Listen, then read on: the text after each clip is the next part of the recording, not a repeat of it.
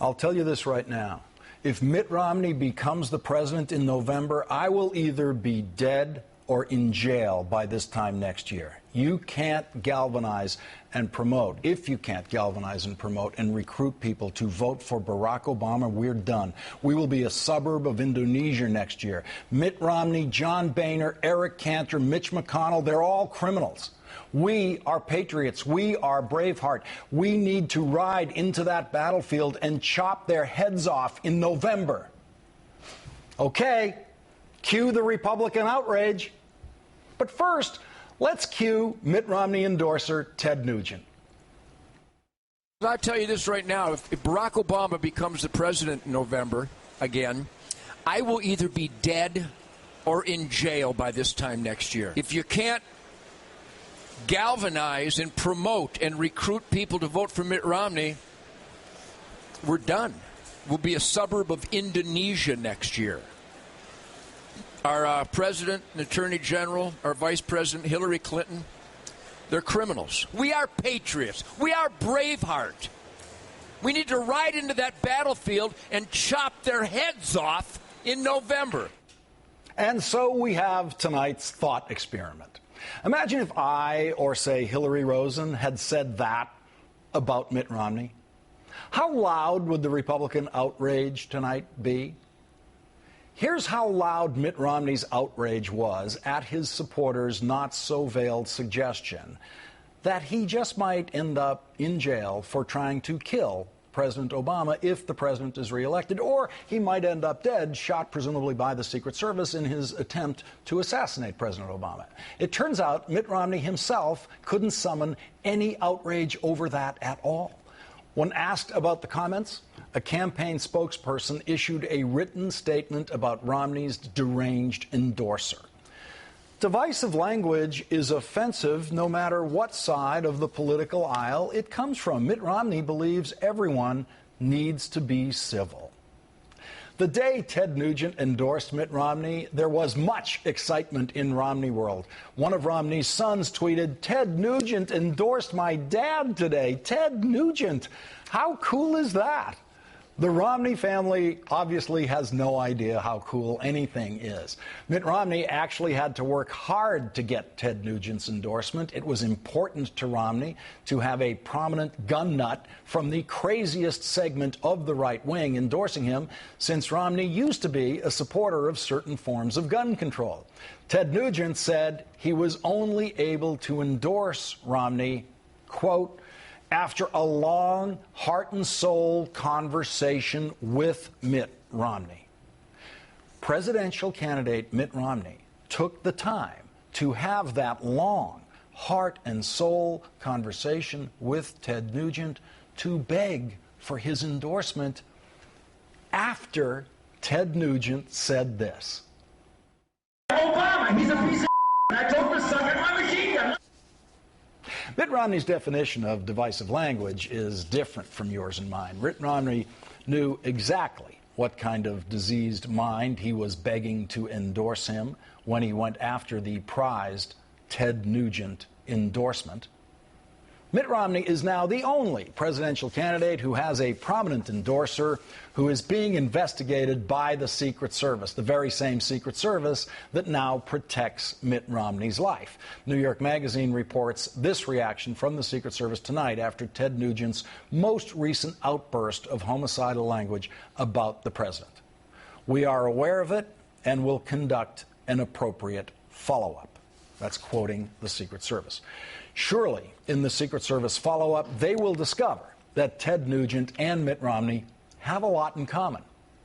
They don't mean a word they say. Ted Nugent's homicidal rantings are obviously just figurative. He clearly does not have what it takes to aim a firearm at a human being and pull the trigger.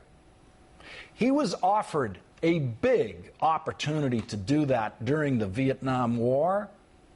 And like his candidate, Mitt Romney, he managed to completely evade the draft, completely avoid military service, and then, of course, grew up to be a Republican warmonger in favor of all wars that don't demand their services on the battlefield.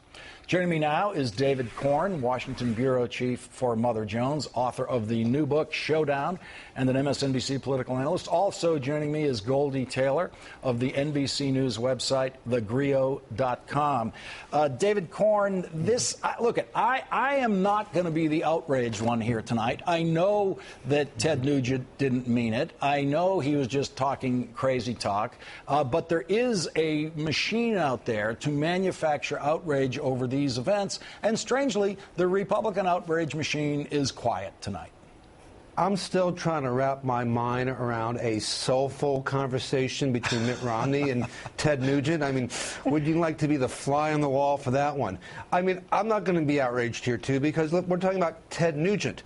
But there is a pattern here on the Republican side in which, again and again, people are calling Barack Obama and Democrats anti-American. That was one of the comments that Ted Nugent threw out, that the Obama administration hates America. You have Alan West the other day saying that liberal Democrats are communists. You have Michelle Bachmann a few years ago saying Barack Obama was anti-American, calling for investigations.